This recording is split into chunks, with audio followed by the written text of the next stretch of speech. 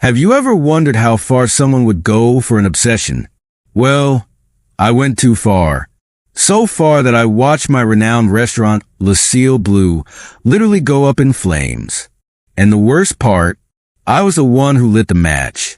My name is Patrick Belrose, and this is the shocking story of how my obsession with a young sommelier nearly destroyed not just my business, but the lives of innocent people around me. Picture this, a talented chef and a brilliant sommelier finding love in my kitchen. Beautiful, right? Not to me. My jealousy turned this love story into a burning nightmare. But here's the twist you won't see coming. Have you ever wanted something so badly that you'd risk everything to get it? That you'd watch your life's work go up in flames just to possess what you desire? I did. And I almost lost it all in the process. This is the story of how my obsession nearly destroyed not just my restaurant, but the lives of those around me, and how, through an unexpected turn of events, I found redemption. I'm Patrick Belrose, and this is my confession. Let me paint you a picture of the players in this tragedy. There's me, of course, the 50-year-old owner of Lucille Blue, a man who thought he had it all figured out. Then there's Sophie Laurent, a 29-year-old sommelier from Bordeaux, whose presence in my restaurant became both a blessing and a curse. And finally, Tyrone Bennett, a 32-year-old black chef whose talent threatened everything I thought I knew about cuisine and myself.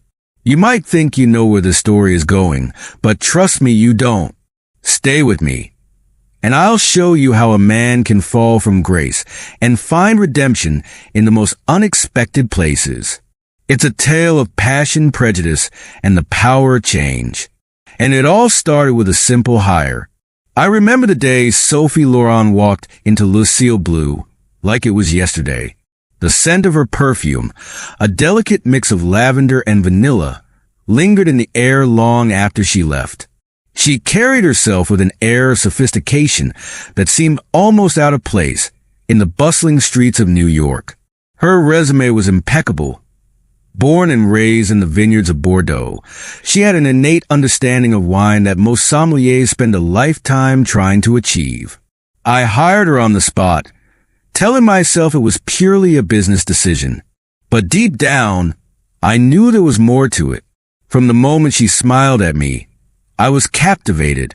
Weeks turned into months, and Sophie quickly became an integral part of the restaurant. She had a way of pairing wines with our dishes that bordered on magical. I found myself making excuses to spend time with her. Extra wine tastings, late-night inventory checks, anything to be in her presence. Then came Tyrone Bennett. When I first saw his application, I was skeptical. A black chef from Alabama wanting to bring soul food to haute cuisine? It seemed like a recipe for disaster. But his references were stellar, and frankly, we needed the diversity. So, against my better judgment, I gave him a shot. The first few months were challenging. Tyrone's style clashed with our traditional French techniques. He wanted to infuse collard greens with truffle oil, serve cornbread alongside foie gras. It was madness. But then something strange happened. People started talking. Food critics who'd grown bored with the same old French dishes were suddenly raving about the bold new direction of Lucille Blue. I should have been thrilled. Our profits were soaring, and we were the talk of the town. But all I could see was how Sophie looked at Tyrone, the way her eyes lit up when he described a new dish. The late-night conversations they'd have about pairing his creations with her wines. It was like watching a spark turn into a flame, and I was powerless to stop it. That's when the sabotage began. It started small.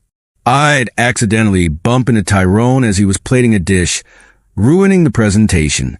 I'd changed the temperature on the ovens just before his most complicated recipes. Little things that could be chalked up to bad luck or kitchen chaos. One night, after a particularly successful service, I overheard them in the wine cellar. They were laughing, tasting a new vintage Sophie had discovered. I watched from the shadows as Tyrone gently tucked a stray hair behind Sophie's ear. The intimacy of the gesture made my blood boil. "I'm sorry, Tyrone," I said the next day, feigning regret. "But if things don't improve dramatically in the next week, I'm afraid we'll have to let you go." The look on his face, a mixture of shock, anger, and determination, should have made me feel victorious. Instead, it just made me feel small. But I was in too deep to stop now. I doubled down on my efforts to undermine him. All the while, I played the role of the concerned mentor to Sophie, expressing my worries about Tyrone's performance. "I just don't want to see you get hurt," I'd tell her, my hand lingering a little too long on her shoulder. "You deserve someone more stable." But Sophie wasn't buying it. If anything, my actions seemed to push her closer to Tyrone. They'd huddled together in corners, speaking in hushed tones.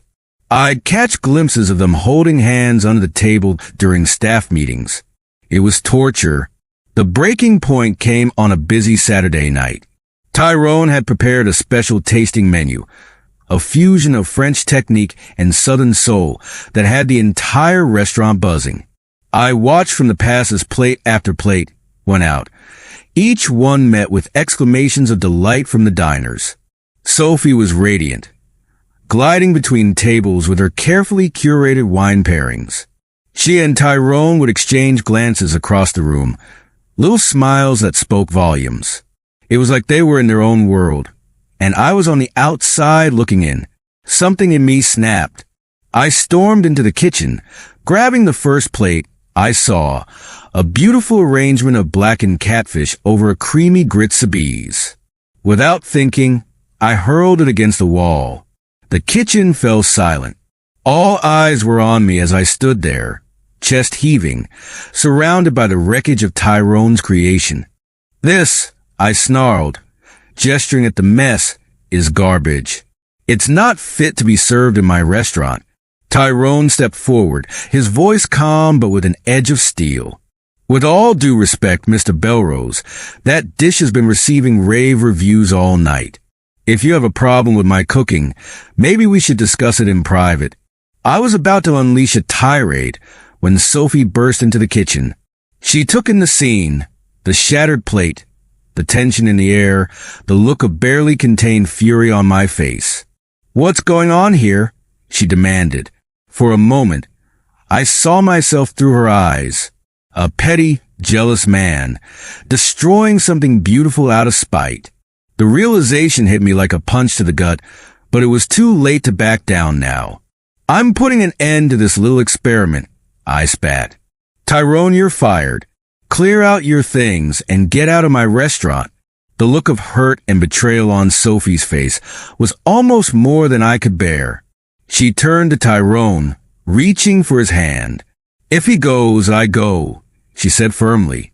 It was my worst nightmare come to life. In trying to keep Sophie, I'd driven her away. I opened my mouth, not sure if I was going to apologize or make things even worse, when suddenly there was a shout from the dining room. "Fire!" The next few minutes were chaos. Smoke began to fill the kitchen as we realized that in my fit of rage, I'd knocked over a flambe station, igniting a tablecloth. The fire spread quickly, feeding on the alcohol and oils that were ever present in a busy kitchen. Staff and customers rushed for the exits. I stood there, frozen, watching as my life's work began to go up in flames. It was like a metaphor come to life. My obsession, my jealousy, had finally burned everything to the ground. Then I heard Sophie's voice, panicked. "The cellar, the wines." She darted towards the stairs leading to the wine cellar, disappearing into the thickening smoke. It was only then that I snapped out of my daze. But instead of following her, instead of ensuring her safety, my first instinct was to save the things I thought were most valuable. I ran to my office, grabbing financial records, contracts, anything I thought I'd need to rebuild. It wasn't until I heard Tyrone's voice, shouting Sophie's name, that I realized the true cost of my actions. Tyrone didn't hesitate. He plunged into the smoke-filled stairwell, calling out for Sophie. I stood there, clutching my papers, suddenly aware of how worthless they were compared to a human life. Minutes passed like hours. The sound of sirens filled the air. And then, just as the firefighters arrived, Tyrone emerged from the smoke, carrying Sophie in his arms. She was coughing, her face smudged with soot, but alive. As I watched Tyrone tenderly set Sophie down, checking her for injuries with gentle hands, the full weight of my actions crashed down upon me. I had nearly destroyed everything. My restaurant, my reputation, and most unforgivably, the lives of two people who had done nothing but try to make Lucille Blue better. The fire was eventually extinguished, but the damage was done. Lucille Blue was a charred husk of its former self. As I stood there, watching the firefighters pack up their gear, I felt a presence beside me. It was Tyrone and Sophie, hand in hand. I expected anger, recriminations, maybe even violence. What I got instead was pity. It was somehow worse. "I'm sorry," I said, the words feeling wholly inadequate. I don't know what came over me. I was jealous and scared, and I'm just sorry. Tyrone looked at me for a long moment, then nodded. "I know, Mr. Belrose. I've known for a while. But hating you isn't going to change anything." Sophie squeezed his hand, then turned to me. "Patrick, what you did was wrong. On so many levels. But I think maybe this fire burned away more than just the restaurant. Maybe it's a chance for all of us to start fresh." Her words hit me like a splash of cold water. She was right. In the ashes of my obsession, there was a chance for rebirth. Not just for the restaurant, but for me as a person. "I want to make this right," I said, surprising myself with how much I meant it. "Whatever it takes." And so, from the ashes of Lucille Blue, a new restaurant was born, savory and soul. I provided the investment, but it was Tyrone and Sophie's vision that brought it to life.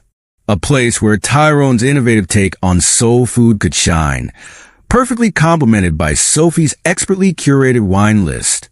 I took a step back, becoming a silent partner. It wasn't easy, letting go of control, but it was necessary. I watched as Tyrone and Sophie's relationship blossomed, no longer tainted by my interference. And slowly, I began to heal too. My wife and I finally had the difficult conversations we'd been avoiding for years. We decided to part ways, but with a newfound respect for each other. I sought therapy, confronting the insecurities and prejudices that had driven me to such destructive behavior. Savory and Soul became a sensation, even more successful than Lucille Blue had ever been. Critics raved about the seamless fusion of cuisines, the impeccable wine pairings, and the warm, inviting atmosphere. It was everything I had wanted for Lucille Blue, but had been too blinded by my own ego to achieve. One night, about a year after the fire, I visited the restaurant as a guest. As I sat at the bar, savoring a glass of wine Sophie had recommended, Tyrone approached me. He was wearing his chef's whites, a smile on his face that spoke of confidence and contentment. "Mr. Belrose," he said, extending his hand. "It's good to see you." I shook his hand, marveling at how far we'd come. "Please call me Patrick. And thank you for having me." Tyrone nodded, then gestured to the bustling dining room. "You know, none of this would have been possible without you." I started to protest, but he held up a hand. "I mean it, not just the investment, but everything that happened. It forced us all to confront some hard truths, to grow." I felt a lump form in my throat. "I'm just glad something good came out of my mistakes." Tyrone smiled. "That's the beauty of cooking, Patrick. Sometimes, the best dishes come from the biggest messes." As I watched him return to the kitchen, arm in arm with Sophie, I felt a sense of peace wash over me. My obsession had nearly destroyed everything, But from those ashes, something beautiful had risen. A restaurant that celebrated diversity instead of fearing it.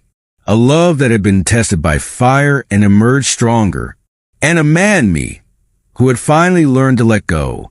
I raised my glass in a silent toast.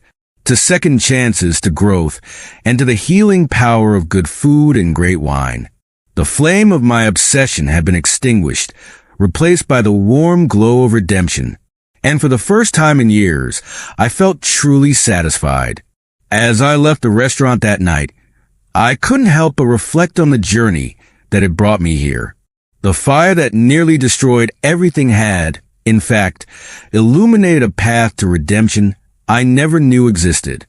It taught me that true strength lies not in control, but in the ability to let go and embrace change. I realized that my story wasn't just about me, or even just about Tyrone and Sophie. It was a testament to the resilience of the human spirit, the power of forgiveness, and the transformative nature of humility. In my darkest moment, when I thought I had lost everything, I had actually gained something far more valuable: perspective. As I walked down the bustling New York street, I felt a renewed sense of purpose. I knew that my journey wasn't over. It was just beginning. And I was determined to use my experience to help others, to be a force for good in a world that too often rewards selfishness and greed. The night air was crisp, filled with the sounds and smells of the city. But for me, it carried the promise of a new day, a new chapter. And I was finally ready to embrace it, with open arms and an open heart.